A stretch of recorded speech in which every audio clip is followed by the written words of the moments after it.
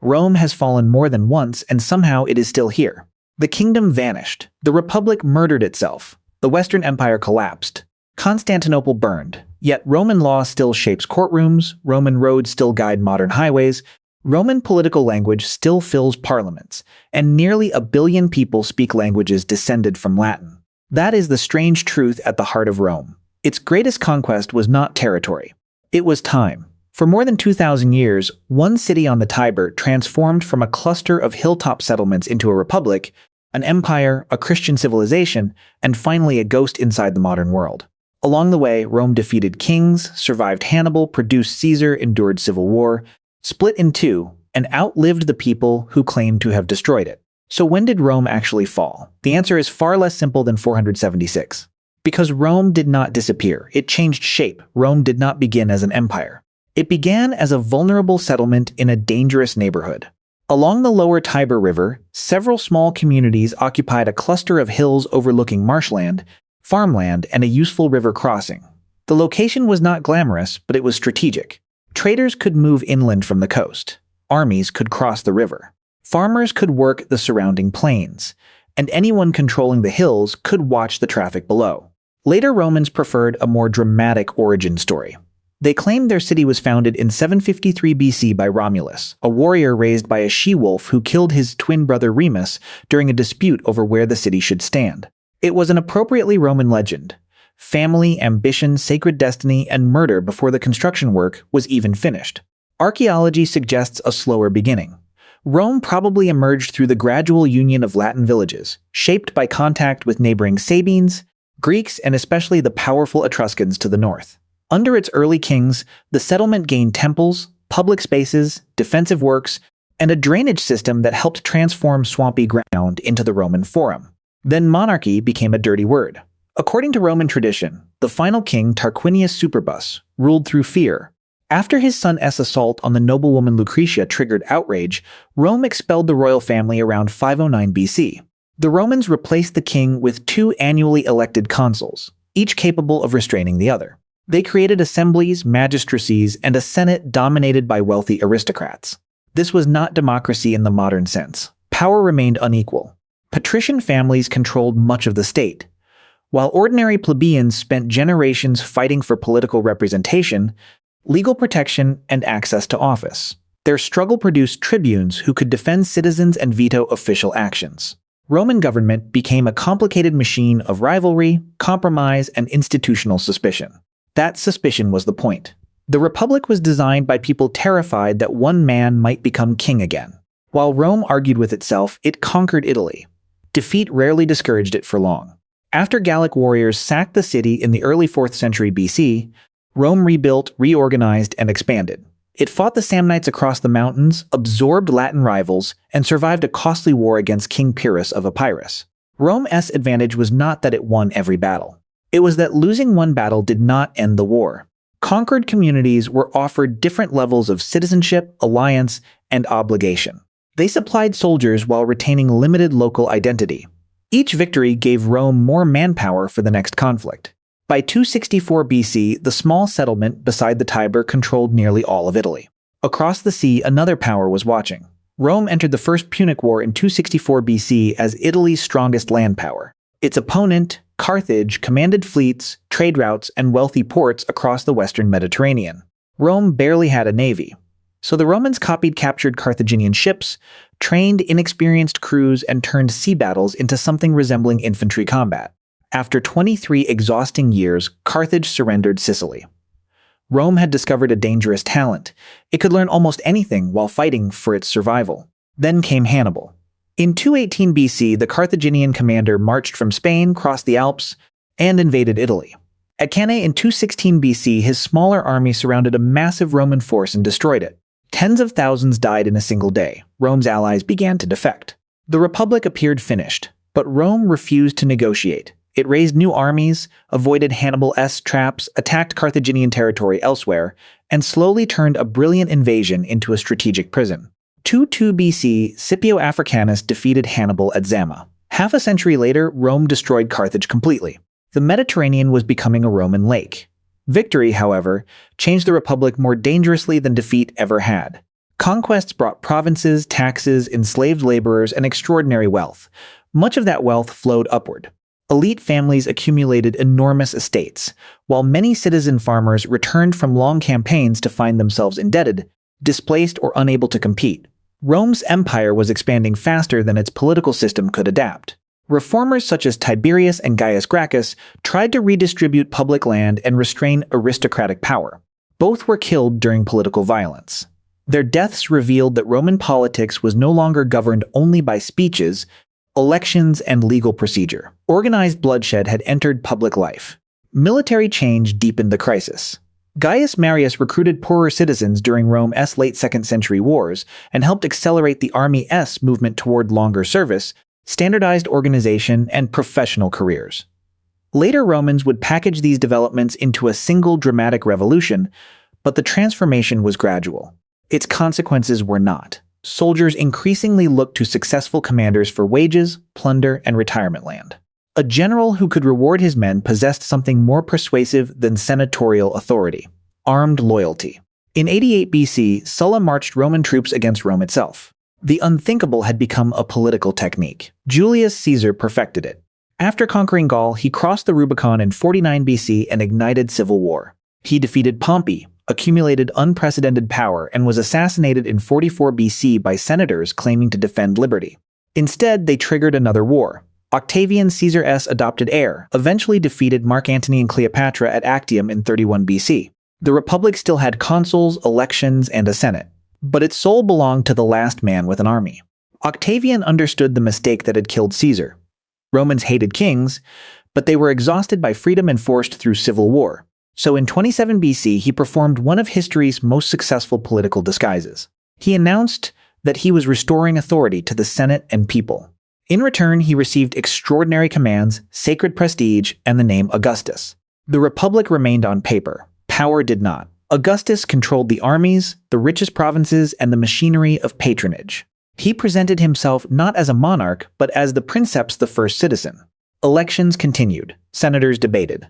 Consuls took office, yet the most important decisions now flowed through one household. It was monarchy wearing a toga borrowed from the Republic. The arrangement worked because Augustus gave Rome what decades of bloodshed had made priceless: stability. He reorganized taxation, professionalized the Imperial army, established a permanent naval force, and created the Praetorian Guard. Veterans were settled in colonies. Provinces were supervised more carefully. Roads, ports, and official courier networks tied distant regions to the center. Rome became more than a city ruling conquered lands. It became an interconnected imperial system. For roughly 2 centuries, the Mediterranean world experienced what later historians called the Pax Romana. It was not peace in the modern sense. Frontiers burned, rebellions erupted, and Roman armies continued to fight. But within much of the empire, violence became predictable enough for trade, taxation, and urban life to flourish.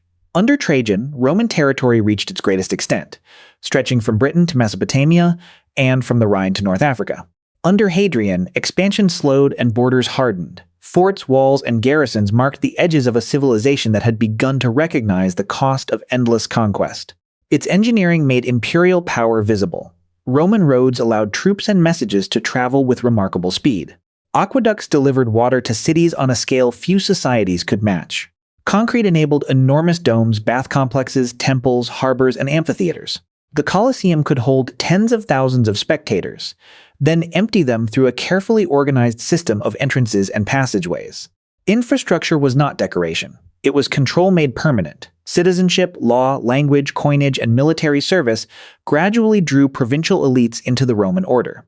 A wealthy family in Spain, Gaul, Syria, or North Africa could become deeply Roman without abandoning every local tradition. Some of the empire's most powerful emperors were born far from Italy. That flexibility helped Rome survive bad rulers, palace conspiracies, fires, epidemics, and succession crises. But the system carried a hidden weakness. It depended on competent emperors, reliable tax revenue, disciplined armies, and frontiers that could be defended at an acceptable price. For a long time, Rome made that balance look effortless. It was not. Rome's decline is often told as a simple morality play. Emperors became decadent, citizens became lazy, barbarians crossed the border, and civilization collapsed. History was less cooperative. The empire's greatest crisis began in the 3rd century, when political instability, Epidemic disease, military pressure, and economic disruption struck almost simultaneously. Between 235 and 284 AD, emperors rose and vanished with alarming speed. Many were proclaimed by their own troops, then murdered when another army found a more promising candidate. The emperor had become the prize in a heavily armed auction. Civil wars pulled legions away from the frontiers. Germanic groups pressed across the Rhine and Danube. In the east, the Sasanian Persian Empire emerged as a powerful and organized rival.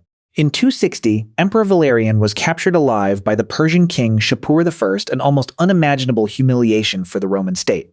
Money also began to betray the empire. Successive rulers reduced the precious metal content of Roman coinage to pay soldiers and fund emergency campaigns. Prices rose, confidence weakened, and some local economies relied more heavily on payment in goods. But the popular claim that inflation alone destroyed Rome is too convenient. Currency debasement was not the original disease. It was one symptom of a government spending desperately to survive overlapping wars and political breakdown. Nor did Rome depend entirely on endless conquest for prosperity. Conquest supplied wealth and enslaved labor, but the imperial economy also rested on agriculture, taxation, regional commerce, and enormous internal markets.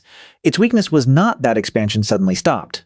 It was that maintaining such a vast system became increasingly expensive while invasions, epidemics, and civil conflict damaged the people expected to finance it. Even the word barbarian can mislead. Rome's northern neighbors were not one united horde waiting outside civilization's gates. They were diverse communities that traded with Rome, fought against it, served in its armies, and sometimes sought settlement within its borders. Many admired Roman wealth and authority. Some wanted to destroy Roman forces. Others wanted to become part of the Roman world. And Rome did not simply surrender. Emperors such as Aurelian reunified territories that had broken away. Diocletian expanded the bureaucracy, reorganized taxation, strengthened the military, and divided imperial administration among several rulers. Constantine later reunited the empire, supported Christianity, and established a new capital at Constantinople. The empire survived the 3rd century crisis, but survival changed it.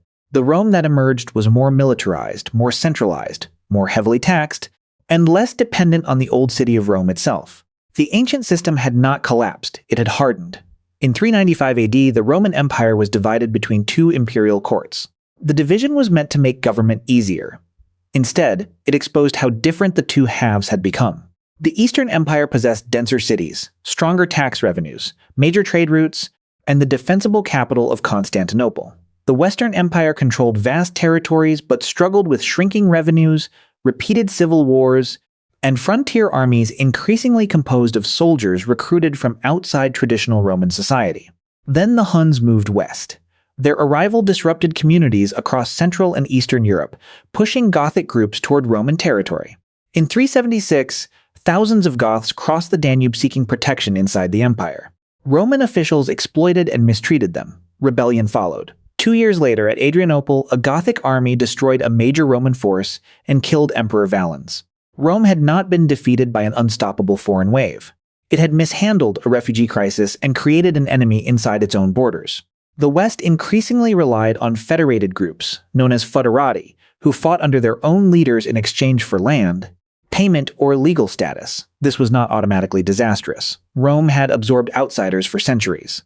The danger was that imperial governments could no longer reliably pay, command, or integrate the forces on which they depended. In 410, the Visigothic king Alaric entered and sacked the city of Rome.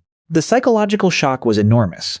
Rome was no longer the political capital, but it remained the symbolic center of the Roman world. Its capture suggested that the old order was mortal. The unraveling accelerated. Vandals seized Roman North Africa, depriving the Western government of one of its richest tax bases and grain-producing regions. Rival generals fought for influence. Emperors became temporary figures controlled by military strongmen. In 476, the commander Odoacer removed the young emperor Romulus Augustulus. No final legionary battle decided the fate of the West. No last emperor delivered a grand farewell. An office simply disappeared. Yet even this famous date is misleading. Roman institutions, landowners, bishops, laws, and local governments continued under new rulers. The Eastern emperors still claimed authority over the entire Roman world. In the 6th century, Emperor Justinian even reconquered parts of Italy and North Africa while compiling Roman law into the Corpus Juris Civilis. The Eastern Empire endured for nearly another 1,000 years. Its people did not call themselves Byzantines. They called themselves Romans. When Constantinople finally fell to the Ottoman Empire in 1453, the Roman imperial tradition had survived medieval kingdoms, crusades, plagues, and centuries of war. The West had collapsed. Rome had not. Rome's final conquest was the future. Its roads became the foundations of European transport networks. Its alphabet carried new languages across continents. Latin survived in churches, universities, science, law, and in the Romance languages now spoken by hundreds of millions of people. Roman legal thought proved even harder to bury. Justinian's great compilation preserved concepts of property, contracts, citizenship, and civil procedure that later shaped legal systems across continental Europe and far beyond it. Even societies built in conscious opposition to monarchy borrowed Rome-esque political vocabulary. Republic, Senate, Constitution, veto, citizen. Modern capitals still imitate Roman authority in stone. Courthouses wear columns. Government buildings raise domes. Stadiums organize crowds through principles Roman engineers understood 2,000 years ago. Empires still build roads for soldiers and call them infrastructure. Politicians still claim emergency powers temporarily and discover that temporary power has an impressive survival instinct. But Rome's deepest legacy is not a building, a language, or a law code. It is a warning. Rome showed that institutions can survive terrible leaders, military defeats, economic shocks, and civil conflict until enough pressures begin reinforcing one another. Political violence weakens legitimacy. Inequality corrodes social trust. Armies become personal instruments. Emergency solutions create permanent dependencies. The state survives each crisis by becoming something different. That is why asking when Rome fell produces so many answers. It fell when the Republic surrendered to military power. It fell when the Western imperial office vanished in 476. It fell when Constantinople was conquered in 1453. And yet, every answer feels incomplete. Because Rome was never only a place. It was a system, an identity, and an idea powerful enough to outlive the empire that created it. Rome has fallen more than once. Somehow, it is still here.